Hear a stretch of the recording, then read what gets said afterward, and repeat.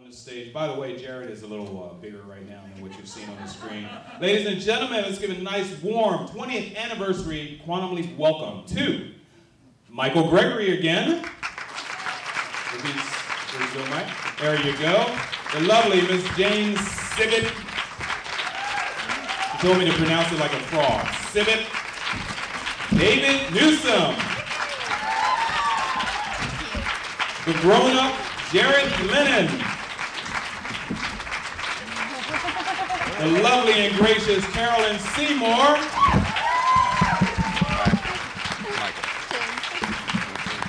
And Donna Magnani.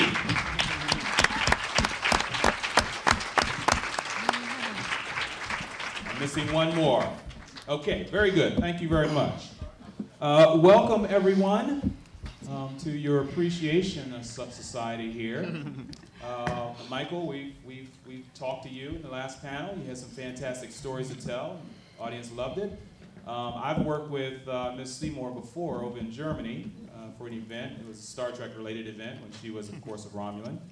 And then the rest of you, those that remember, and the rest of you, welcome. Thanks, Mark. Hello. And hello.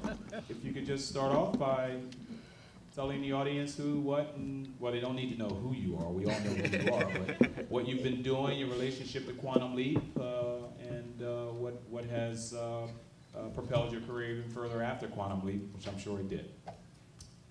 All at once? All right. All at once. Okay. On three. Harmony, tempo. In 5, 4, 3. Let's start off with Donna down at the end. Oh, great. Thank you. Work our way back. Hi, everybody.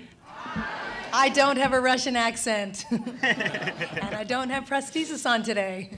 Thank you for coming, everybody. It means a lot. It's been 20 years or more. I've just been busy. More importantly, I've been a mother, so I think that's primary for me. And she's in the audience somewhere, my little peanut. And anyway, Quantum Leap was a great experience, and I'm sure we'll get into that more, but I'm just so happy to be here, and it was a thrill working on the show. Scott is a great guy, and the producers are wonderful, and the writing is flawless. So I know that you guys are fans of the show, and I'm a big fan too. So go ahead, take it away. Hi, guys. Carolyn Seymour. Hi. The evil leaper. I must say, people always ask me what my career has been, really, and I basically, I've just played murderers. I've killed everybody. I've murdered all my family, all my relations, family relatives. I mean, I'm very good at murdering husbands, and I'm pretty good at murdering my children. So it's sort of like scary. And I've learned to do it in every way possible. And the most exciting, I think, was having a blaster in the sewers of LA. I was stuck down there for a while it was very odd, on a tricycle with an enormous Samoan bodyguard, and I didn't know what to do. And anyway, and then now I've sort of graduated a bit. Now I'm doing theater a bit more than I'm doing anything else. And that's it, really. I mean, I haven't done a lot since then. It's been like a sort of ghastly downward slide on the razor blade of age, really, and it's sort of hanging on, trying not to give up. But I'm writing now, and my life is much more serene. But I do theater, and I do write, and I don't know about film and television anymore. It's sort of eluding me, but hopefully it'll come back. They're going to have to want demented, enraged grandmas at some point. So, you know, maybe I'll stop dyeing my hair, and I can be a great grandma. But I'll start doing that sort of stuff, I think, probably. But anyway, thank you for coming, and it's lovely to be here. 20 years is just too, I don't even like to think about it. So, you know, I'll just sit here in a geriatric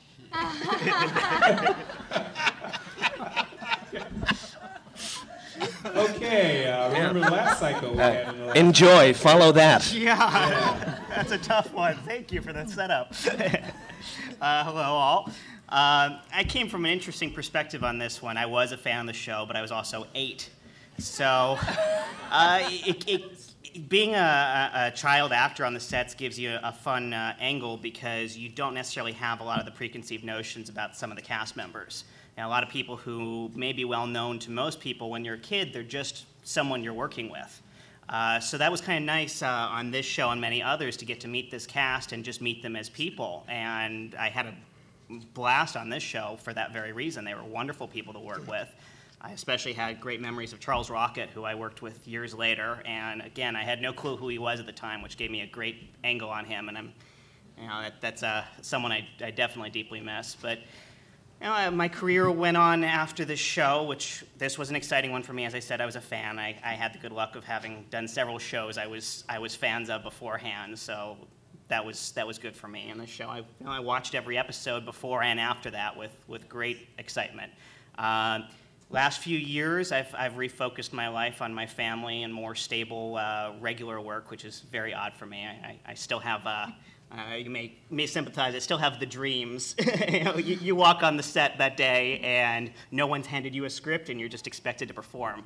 Those still go through me frequently, so I'm gonna get back into it in a few years, but right now I need to focus on the stability. But this was a highlight for me. It's always been an exciting part of my resume. It's something I mention when people ask, what have you done? You always have to have those bullet point highlights of the things they'll remember that matter, and this is always one of them. Mm-hmm. David, What? what's going on in your life? Hello, everybody. This is very surreal. I can't see any of you. I feel like we're at the McCarthy hearings. Are you now, or have you ever been? Well, I have a million thoughts about this because I had been an actor for about 15 minutes when I got this job. I literally had never acted in my life, and so. Oh, thanks. It was all a blur, trust me. No, it actually wasn't a blur. It was probably one of the most seminal events in my life because, one, it was the first time I ever acted. It was the first time I was ever on a major set on the other side of the camera. And it was also my introduction to a kind of television and a kind of lead actor. I mean, Scott Bakula was easily the most hard-working, committed, unruffable? What's the word? Unflappable. Yeah. Unflappable, dedicated lead actor I've ever met. And I've probably done about, 70 episodes of television since, mostly, by the way, killing people. Killing people, betraying them, behaving badly. But Scott was, and I would guess, continues to be one of the most dedicated, disciplined lead actors I ever met, and so he set a standard for me. But there was so many, everything. There's so many firsts on this show that. But I'll lead with that one. Susan? That's it. I'm actually Jane. That's what I said. But he pictures you as Susan. Oh, well, I know. You're getting a little confused, but that would be my lesbian wife on Friends. It's Susan. I'm Carolyn. People confuse that all the time. All right. So I am Jane Sibbett. You can Sibbett, not RT. Okay. All right, Brian, that's the last time I'll review. Sibbert? Adelaide Bone? Yeah, Sibbert. It's not Sibbert. Okay. Hi, I'm Jane, and I'm so glad to be here. I, too, have... Are you really who they say you are? No, I live in disguise. Working with Scott was a dream from the get-go. The day that I got the job, I think actually they called me into...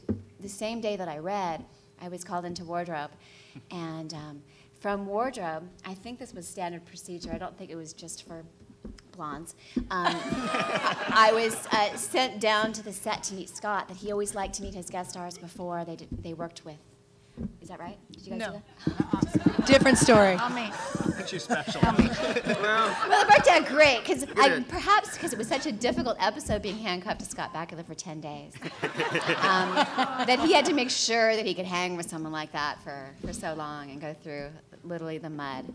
But again, as David said, he truly was all that you would dream to work with as an actor, professional. But also, he engendered such love on the set with his crew. Between scenes, he would whip out a hammer and he would take down the set. And we had a quick turnaround. He'd go to the next set and he'd start ripping down the flats. Move lights. He would move lights. Move stuff. He never believed that it was never a hierarchy. I'm sure you've heard this before with other panels, but that is so rare in this business. And again, like David said, he also set a standard for me that it is not cast, and crew. It is a beautiful collaboration, and he was just a joy to work with every way. So that's what we're since then, I have had 3 children. I know that I worked 17 years ago because I have a 16-year-old, and I remember it was about a year after I worked with Scott that I had Ruby. Maybe 18 Was years, that maybe anything 18 to years do ago. with working with Scott? Of course it was. Right. Yeah, let's go back to the handcuff part. And the lesbians. This is a daughter saucy is here. panel. my 16-year-old daughter is here. She's Hello, never met her real father. They know more than we do. Yes. I understand you have a production company in Hawaii? We do. We just recently moved to Hawaii, and we have moved our production studio there, and we're actually building a soundstage there right now because there's not a soundstage on our island. And so we are actively producing television and have some films in pre-production already. So it's kind of fun. Wow, we'll touch on that in a little bit. Yes. To our actors, as you see people getting up and leaving the room, it's not because of you at all. They don't like me. We have an autograph session that's going on, and they show that road number up on the screen, and those people get up, go get their autograph, and they come quickly back to you. Oh, I guess. Okay? So don't feel free. All righty, we have some questions. Oh, I'm not skipping you, Michael, because we had you in the whole last panel. Well, you had me the whole last panel, but doesn't mean I don't have something to say now. At least he didn't get my name wrong. Did you meet Scott? Scott and I were never handcuffed to each other. My All through the 70s, I owned a bodyguard company built around Dean Martin. I was with Dean for 10 years, worked for Cher, Elizabeth Taylor. Cool. Basically, my job was to get between them and some of the hardcore fans. So it's nice to be somewhere where fans are not trying to kill me. That's true. Wait till Scott gets here. Please don't ruffle the guest, okay? All right. We have questions over. Let's take this side first. Ma'am? Is this on? Hi, I'm Natalie. I'm from Salt Lake City, Utah. Jane, I just have to tell you that I watched you on Santa Barbara. Oh my gosh. And it was such fun because it was a soap opera that didn't really take itself too seriously. Yeah. So when you showed up on Quantum Leap, it was really fun to see you with Scott. And you guys seem to really sizzle on the screen. I love Diane. She is one of my favorites. Did you feel like you guys had a chemistry? What was that like? Yes. In a word, yes. Well, just imagine what it would be like to be handcuffed to someone so handsome and kind. I've imagined it, yeah. I mean, he was a total gentleman. He was he's funny. He was so game to jump in the mud. And you know, and I've told the story before, but literally, when you have to jump out of a hayloft into a pile of manure with Scott Bakula and lie there for 3 hours, who cares? I mean, it was dreamy. I mean, I don't think I would leap into some manure for anybody else but Scott Bakula. You know, when Maybe David Newsom. Oh, wow. It's working out. No, you know what? It's true. Well, we'll talk about our relationship later, but We can talk about it now. I'm just kidding. Where's love your David daughter? Newsom too. Shtick. This is what you call a shtick. He and Scott are like this.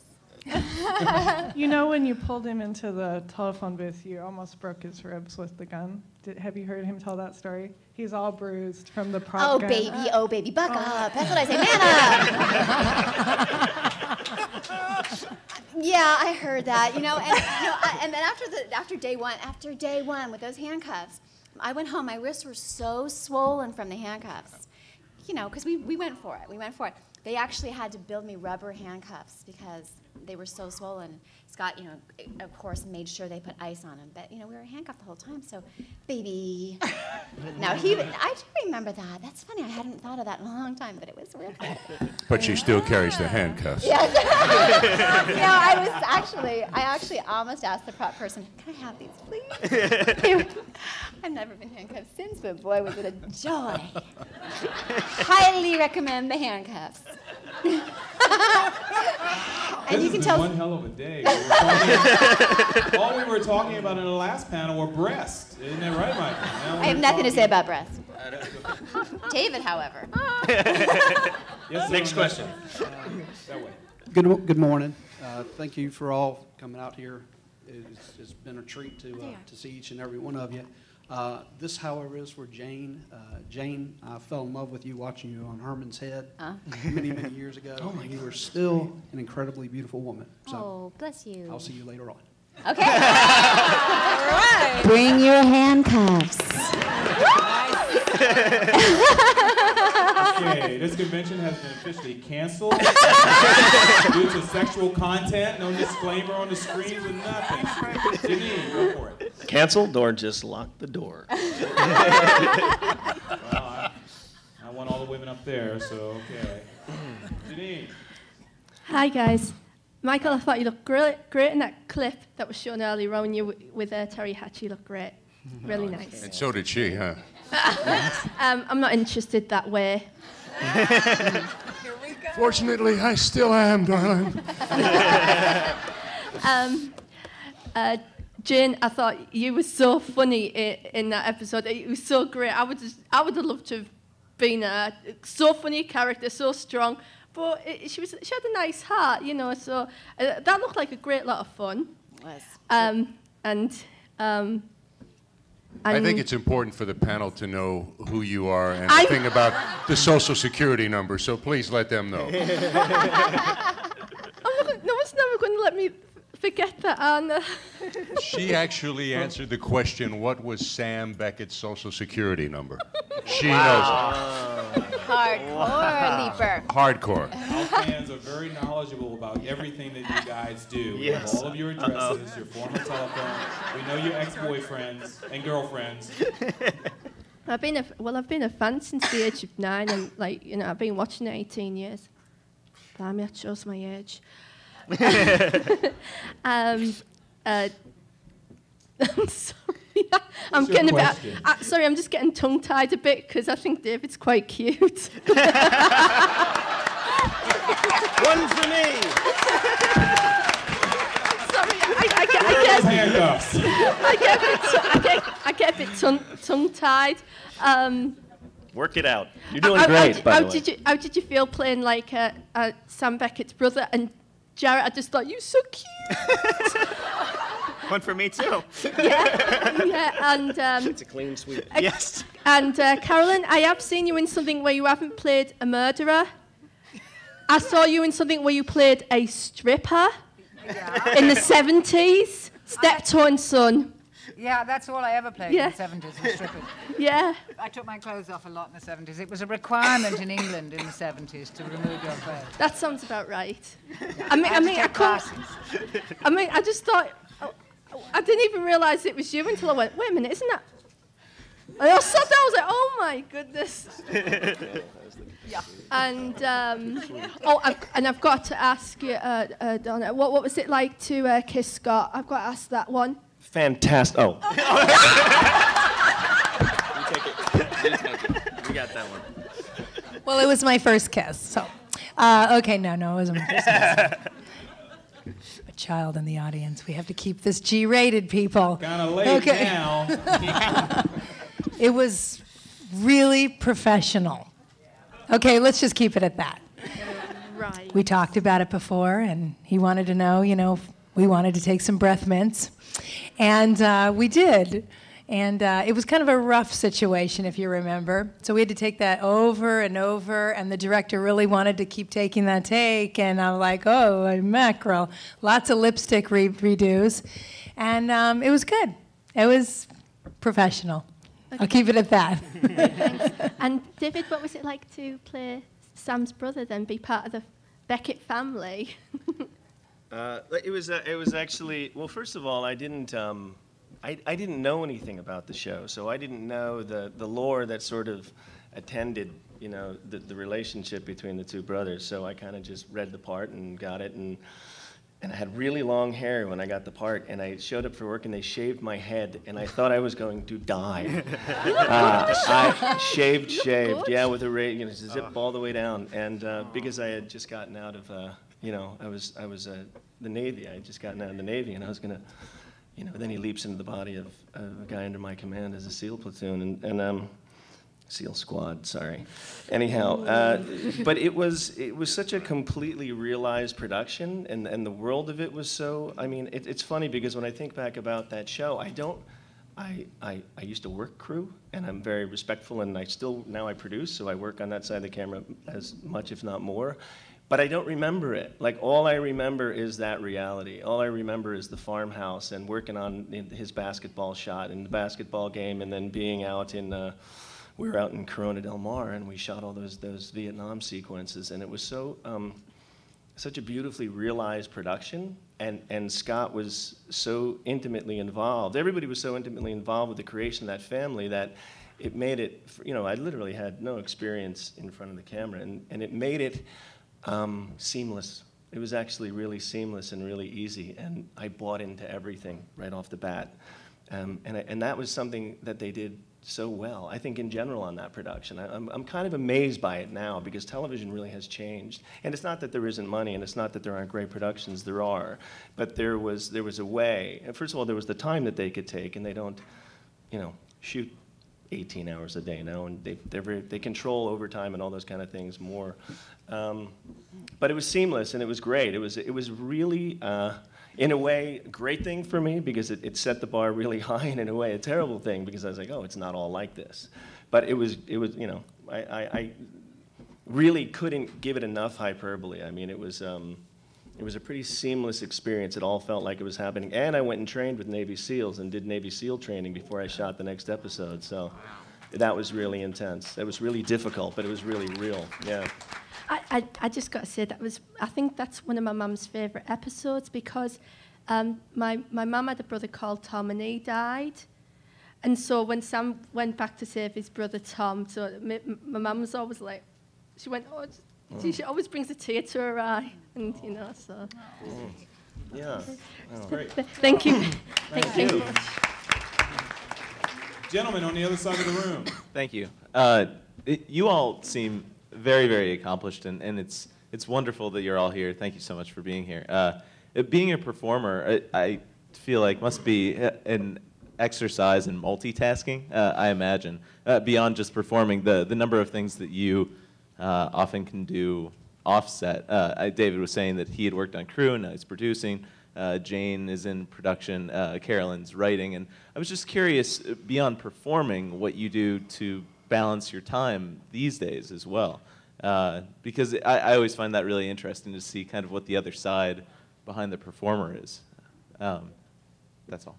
That's my question. Should we all go at once? No, I mean, yeah, just starting with Donna, I guess, and just going down. Hi.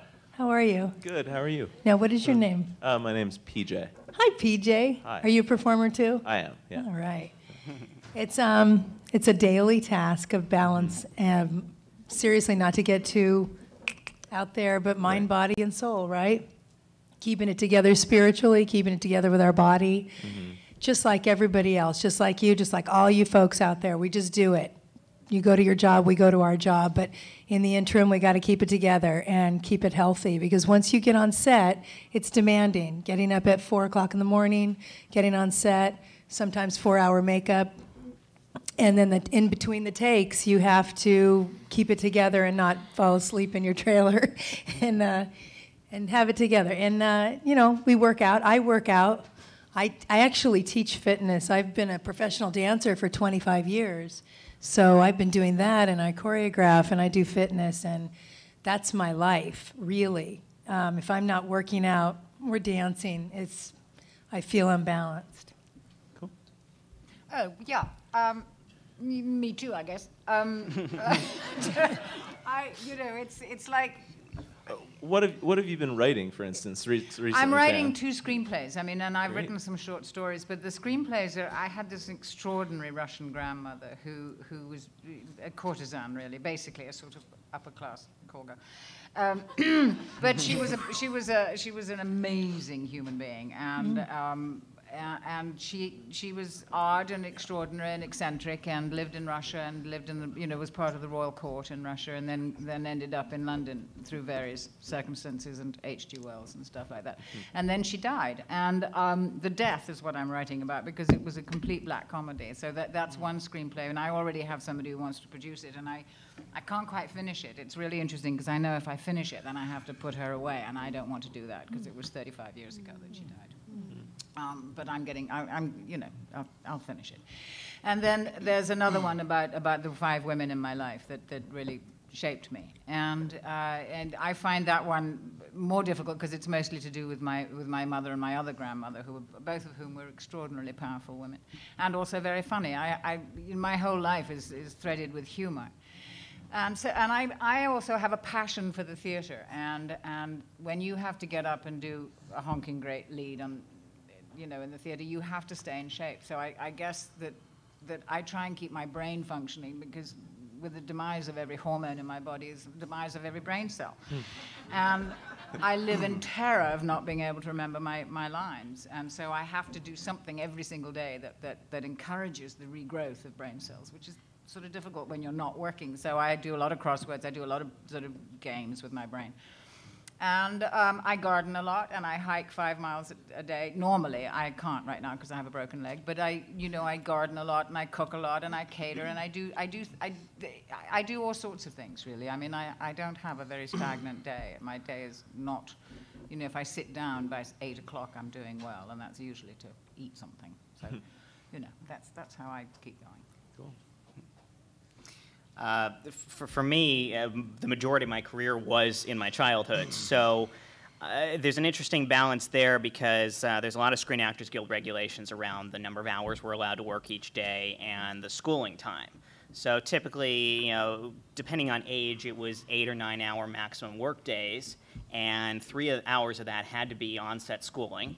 So there was that balance, which was always a disconnect. You'd be pulled off the set. They decide, okay, how long will it take to reset? How long will it take to whatever the change is it enough time for him to go back to school? And so sometimes I'd go back, literally sit down for 10, 15 minutes, and then go right back to the set. And so that was always a difficult switch for me. It was really uncomfortable, because I wanted to just stick with why I was there. The acting was for me the whole purpose. And so I was homeschooled at the time too, so I could always do that at home. That wasn't why I was there, and that wasn't why I wanted to be there. So that was difficult for me. And of course, there were times, even though it wasn't allowed, overtime happens.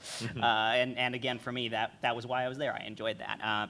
As I grew up, as I got older, I'm to say I'm a geek would be a pretty accurate statement. So technology has always been a big deal for me. So on the side, computers and video games, working on building computers. Eventually, for a while, got into web design, so I was designing websites for fellow actors. Cool. And so then, more recently, as I've had to get into more steady work to support my family, I've got a wife and two wonderful kids, and so my family time takes up a lot of my time lately, and now I work in the technology field doing network support. And actually, the last year, a lot of my time's been spent at the Los Angeles Center Studios. My company manages their entire network. Oh, cool. So it's been kind of nice, actually, still being connected to the industry, but just from a completely different angle. It's kind of peculiar, but at least I'm there. So that feels pretty good for now. Cool. That's cool. Awesome. I like that. I should come work for you, because you're constantly needed. I come at this from such an oblique angle. I mean, I never, ever meant to be an actor, and I had no plan to be an actor. I went to school for filmmaking. I have a minor and double minor in art history and writing, and it was just something that I felt back of the room, ladies. Can we please keep it down back there? My man is talking here. Can we please keep it down in the back? You'll have to stand outside if you want to talk. And please put the cigarettes out. So I really came at it as like, oh, this will be a lark, and let's see how far this goes. And I think, if and it goes up and down, and it really, for me, it brought me up against the wall of my commitment to being an actor. And what I have sort of cultivated over the years is profound respect for true actors and people who get up and they go to bed on all day. They're actors, whether they're on a TV show or a movie or in a whatever. They're actors. They're performers. I don't actually perceive myself as one of those people. I'm a creative person, and I like to make things. So I think to specifically answer your question, I make stuff, and that's what I do. I'm a creative person, and so if I found that I like this community and I like all aspects of it, and I really decided that I wanted to have a kind of, not mastery, but a command of all aspects of it. So I, in my downtime, I would shoot, and now I have a kind of a life as a fine art photographer, and I started producing about 6 years ago, and I've sold some shows and that kind of thing, and it's just been an accrued sort of desire to understand all of it and have a fluency with it. And then I think what everyone else has said is also, this is the same for everybody, body and mind. I mean, how do you keep yourself kind of disciplined and balanced? And that's whatever, you got to do. But I mean, for anybody out there who is aspiring in this or toiling at it, I think as most of us actually are, it's never easy. The thing to do is to really do what you say you're going to do. Mm-hmm. Like whatever you're going to do, execute it. Like just keep pushing through and execute it. And that is there's an incremental sort of value in that. It just gets, because this business and whether you're going to work or whether someone's going to, it's so up and down. It's very capricious, and you can't base your ambitions upon that. That one thing, right. Jane, you must feel like you're living the life, moving to Hawaii and having a production company. She is. Yeah, I know. How did you fall into that, if anything? Well, because I just kept watching Quantum Leap episodes over and over again, I had to do something. Good answer. Great answer. How did I do that? Yeah.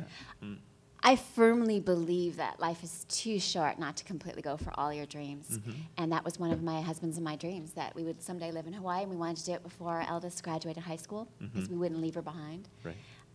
So we just said, let's go for it. Why not? And if it doesn't work out, we come back.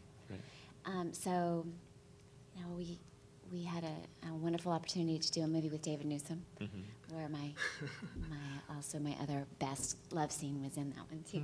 He won't talk about that one, will he? But in terms of what I do for balance, and I play, I laugh. I surround myself with wonderful friends who love to laugh, and who, if they're not living their passion, they're working toward it. And I so believe it. We just all need to do that. So that's what I do. I swim with the dolphins. I hike with my children. I watch them play, and I play with them. And That's great. I think we all need to do that. So yeah, that's totally. My recipe. When people ask me how you doing, my standard answer is every day is a holiday. And I figure it may not be Christmas, but at the very least it's Flag Day. And so I'm a cancer survivor. I've been involved with as many as 20 different charities a year. I've got my favorites. It's like every day that we wake up, people say, well, any day on this side of the earth is good. No, there are a lot of add-ons. And I've worked with a lot of people who are not as they don't have the advantages that we do, just in terms of being able to get up and get out of bed. And so, each day it's thank you for whatever I've got. And I take that into the world with me. And again, every time I have the opportunity to learn things, this last year has been almost totally, except for one FedEx commercial, been about voiceovers. I have been making a living doing cartoons, perhaps some of the things that you guys have seen. And I have been very fortunate. Monday I'm working for LucasArts on something, the Star Wars things. And I'm a certified hypnotist. As I said, I used to own a bodyguard company. I'm involved with the military, the Center of Influence program that the Pentagon started. And it's like each day it's thank you, what's my purpose today, and at night, thank you. Yeah. Excellent. Well, thank you, everybody. That was great. Okay, looks like you're lining up for questions here. Yes, ma'am, on this side. Hi. First, let me say that was a great question and superb answers from everyone. I have really two questions. One's for David, one's for Jane. For David, since this was your first job, did you audition, and how did they see through the long hair to see a Navy SEAL? I mean, what did you think? Well, what did I think? Well, I mean, when you were chosen, I mean, like you say, but I actually had, and I no longer possess this ability, but when I first started doing this, I knew when I would get a part. I knew. I pretty much knew that I would get this part. I cannot articulate this any other way. There was a resonance between me and the script. And I knew that if I didn't get it, it wasn't going to be because I wasn't right. It was because, I wasn't right in some physical sense. And it's funny because now in producing and casting projects, what I've learned is that 70% of the people who come into you, once they've gotten through a certain level, are going to be amazing. And maybe 90%, they're going to be great. One person will be right. Now, when you get into a network situation, there's this huge committee, and that kind of knocks that process out. But one person will be the essence of that role. They may drop their lines, they may be nervous, but they're going to be the essence of that part. And it was very clear to me that I was the essence of that part. So it was really exciting, because you get that. The best thing anybody will say is that phone call when someone says you got the part. It's the most exciting part of the process. So, I felt, I was a kid, I looked like a kid out of a cornfield. That's all I did was play kids. And I grew up in, suburban New Jersey. It used to be a cornfield. But, that's it. Like, I'm this guy, and then the rest is up to the gods. But so I was thrilled, like, beyond belief, because it was my first real job. But, I didn't think it came from out of nowhere. Did you grow the hair long again? Long, short. Oh, okay. Beard, no beard. Time passes. Okay. Jane, I just want to have one question. David said that one word for Scott that he would say was unflappable. And I'm just wondering, you did so many physical scenes in your episode. Was there anything flappable? No, you know what I mean. Was there anything? Oh, bad. She wants to know what was flapping.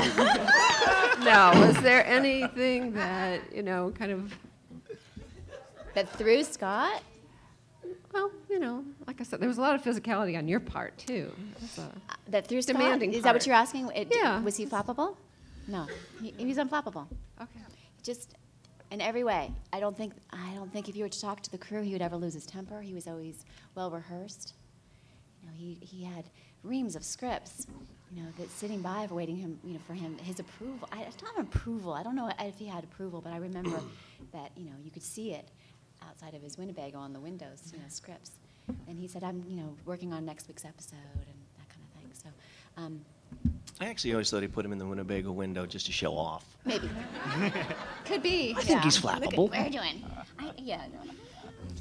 No. He was always just serene and happy. Thank you very much. Thank you. Over on the other side. Hi, my name is Joanne from Dana Point. And I was wondering, we all heard that Scott and Dean were practical jokers, and I wonder if that impacted any of you on any of your episodes, and if you have any stories you can tell us. I have a story. Anyone else have a story? Well, do you have a story? No. Well, and it was not just those two, but the entire crew. So not only was I wearing that hideous 70s polyester dress the entire time, it stunk to high heavens because of the manure, not because of me. But I was also running everywhere in high heel shoes. And so at every opportunity, I would take my shoes off, and every time that they would get ready to roll, there would be a big tape ball in my toe. So I knew I was well loved on the set when I was also the butt of the joke there. It's like, okay, here goes Jane again. And then you have to pull it out and all the tape. So that was only what I experienced in working with those two. But one thing I loved is that Scott always called Dean, and I actually read that in the brochure. I didn't know that. I just thought he did. He always called him Happy. Hey, Happy, because he was always, he was grousing about, and I think it was the character that he was grousing about mostly in this episode. I don't think he really is that way. I didn't spend as much time with Dean in this episode. Dean is absolutely like that. He's like that? Is he grumpy? And I just love that Scott called him Happy all the time. Happy. Like, hello, Mr. Happy. He never, I mean, getting him out of his trailer was really hard. Oh, really? I didn't know that. I adore, now Dean I adore Dean, and I'm so sorry he's not coming, but he is one of the special men in the business, and that filthy cigar. That cigar, yeah, and the ever-present golf swing. Oh, all of that, and the mumbling, and the what are you saying? Well, I don't know. What do I say here? Well, I think you say this. Do you say that? Well, you ask me this question. I'm like, Scott, do I ask her a question? Yeah, happy, yeah. So, I mean, he was impossible. He came dragging out of his trailer. There was always a cloud of this noxious smoke. And it was, I mean, he was a gas. He was a joy. I adored him, but he definitely carried his personality on his shoulder, and I loved him. They had a wonderful relationship. I mean, that whole show, I did a couple of other ones with Don, and his shows are really quite lovely to work on. I mean, they take care of you, and it was an amazing show to work on. It was an amazing show to work on, and Scott was very definitely the barometer, and he was always kind, always courteous, and when you walked on a set as a guest star, they treated you well. They were polite. They came up to meet you. They came up and said hello. They put you. Everybody acknowledged you. It is not that way now. It's a very different way. But they were an amazing team, just amazing. This isn't a response. I'm sorry. Sorry, Michael. This isn't a response to that question, but in terms of the capriciousness of the business, which was a question from earlier, Guy actually had left the business. He was selling real estate in New Mexico because he hadn't worked in a couple of years, and then he got Blue Velvet, and everything turned around. Yep. And so it's part of the up and down that David talked about. He also taught me one of the most important things in film acting, because when you would shoot a scene, you would shoot it once without Dean, and then they'd bring him back in. And it was my first job. And I had time, so we had a rhythm with how the dialogue went, right? But then you had to hold for Dean. When Dean would come in and they'd reshoot the scene, and I was locked in. I was like, this is the rhythm. And so I kept jumping on his line. And they'd be like, stop, cut, let Dean talk. And I was completely embarrassed. And they're like, okay, moving on. And I walked up and I said, Mr. Stockwell, I'm really sorry. I didn't mean to jump on your line. I've never done that before. He goes, don't worry about my line. Just stay the hell out of my light.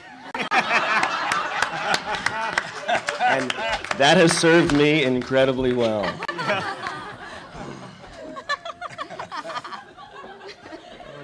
Thank you very much. Adorable guy. All right, you guys having a good time with these folks? They're just incredible. Incredible bunch of people. Yes, ma'am. Hi, I'm Kimberly from New York. I'm a big fan of all of yours, and especially Carolyn Seymour. I'm also a Trekkie, and I loved you in all Star Trek. And you weren't always a murderer or always a Romulan. You were a scientist in the First Contact who wanted what was best for your world and everything. I loved you as the Romulan commander. Because you weren't a murderer. You wanted what was best, what was right for... I wanted what was right, absolutely. But I actually was wondering about one of the other actors in the previous panel said how she was in 2 Quantum Leap episodes as 2 different characters, and she was worried that people would recognize her as the previous character, and you were Mrs. Stoltz, and then you were Zoe. And did you have that concern? I personally didn't know. I left that to anybody, to the producers. Now, I mean, the dreadful housekeeper, coming to the surface in that pond in Seymour was like, I mean, I think that was a revenge episode that they decided to put me in. I mean, they had me weighted down in Victorian clothes underneath the water, and then suddenly the props guy, after I was almost drowning, had to let go of some string, and I was supposed to pop to the surface. Not possible in Victorian clothes. Very difficult. So, that was terrifying, and I was lying around in a load of sludge. And that was when I first met Deborah. But I never worry about that. People just used to expect me to be evil and nasty and tough, and and that's what I played, and so that's what we did. And you can put me in as often as you want in any series, as many times as you want, with as many different characters, and I'll say yes. It's fine by me. Thank you. And Jane, I also just love you and Friends. Thank you all. Oh, thank you. Okay, other side. I'm MJ from Texas. Hi, MJ. Hi. One of the things, this is more of a comment and instead of a question. one of the things that I do for a hobby is I write fan fiction. And every single one of you have been in one of the stories, I'm sure. For sure. Carolyn, you started off something in my life that I haven't been able to stop. I run a website called Quantum Retribution, and it's the other side of the evil leap coin. So we have Sam on one side and you're on the other, still battling with him. And we have fans from all over the world that just love it. So, and it's only because you made that character come alive. And David, you also What'd I do? have a big impact. Am I in trouble? No. Maybe. But thank you guys for so much. You made everything work out. Just, it made it look also seamless. And we really do appreciate that. Oh, thank you. Yeah, it's all MJ, woo. MJ, are you the school teacher? Yes. Okay, she plays the shows in her classroom. Yes. Tell them that. One of the things that I realized when I first started teaching high school was that Quantum Leap has a wonderful background to it. You can go into the racist card. You can go into any kind of card that you want. And it's all done tastefully.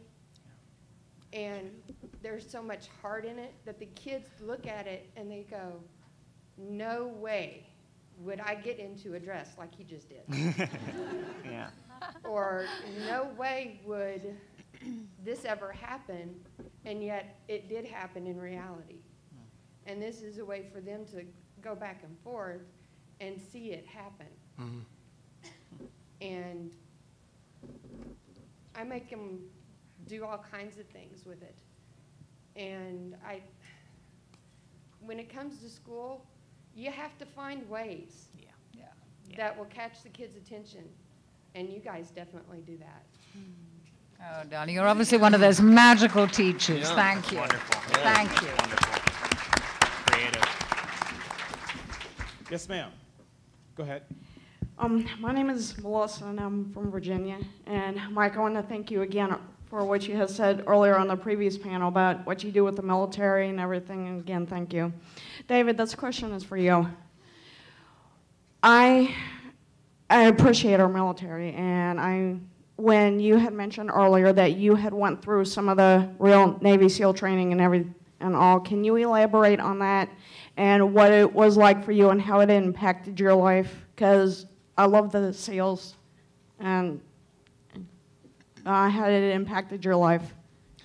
Yeah, it's funny. I'm working on this big crazy action movie on it, as in the writing side of things over at Sony, and I work with a couple United States Marines as advisors, and I've developed other projects with the Navy and with nuclear subcommanders, and so I've actually spent oddly because I come from a very liberal family. It's been I kind of gotten my comeuppance, and I've cultivated a deep appreciation for all of these guys, and now come to rely on them, and a lot of them become my friends. But but Hell Week in Navy SEAL training is no fun. And I can imagine. It's the worst thing ever, and I did a very, very minimal version of it.